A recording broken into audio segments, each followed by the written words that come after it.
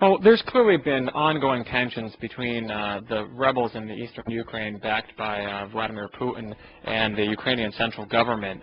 The two sides attempted to come to a ceasefire, and then that broke down with the Ukrainian government pressing its advantage, trying to drive the rebels out of the eastern region.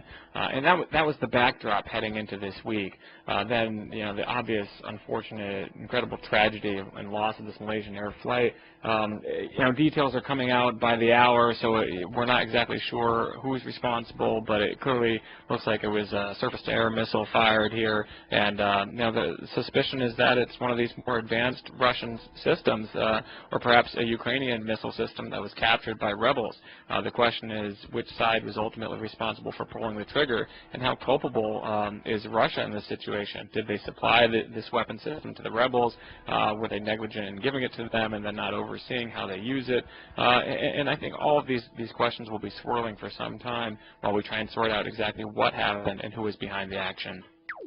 Well, even before this Malaysian Airlines tragedy, we had President Obama putting forward additional sanctions on Russia, targeted at Putin, more of his inner circle, and at companies operating in Russia. The idea is that Putin had, up until this incident, been talking about, putting cheap talk out there about backing down in terms of its support of the rebels, but really not following up with any action. The administration maintains that Putin's been providing personnel, weapons, and so on to the rebels, and our European allies tend to agree. So again, even outside of the air tragedy, we already have seen Obama putting on sanctions that were targeted at key Russian companies. The idea being, let's prevent them from raising money through U.S. capital markets. Let's turn the screws on the finances over there, as well as put pressure on the Russian stock and bond market as a result of what was being done. So that was the backdrop heading into this, and clearly, the latest incident is only going to make things worse. Well, obviously the stock market in general has just been making a steady climb up and to the right, despite a lot of challenges being thrown at it.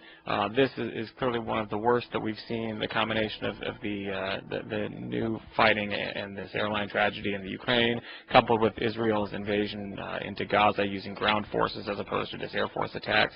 This is all causing some real new fears in the marketplace. We're seeing volatility start to pick up. We're seeing some sectors of the stock market lag the broader averages. We're seeing gold clearly pick up as a result of this, and oil prices spike on the news as well. So it's really a question of how do leaders around the world react. Do we get additional sanctions on Russia out of this bad enough to potentially threaten the economic security of Russia, and therefore cause Vladimir Putin to fight back somehow above and beyond what he's already done? Does this destabilize the European economic recovery further by hurting the prospects of companies in Europe that are heavily dependent on exports to Russia? There are a lot of different issues being raised by this conflict, and also, of course, how energy prices react. If we do see Putin respond by cutting off energy exports, and we see oil prices rise in response, that's certainly going to put pressure on the economic recovery.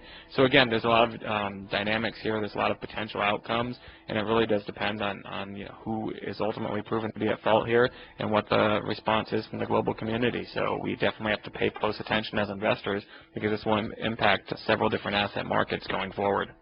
This has been Mike Larson with Money and Markets. Thanks for listening.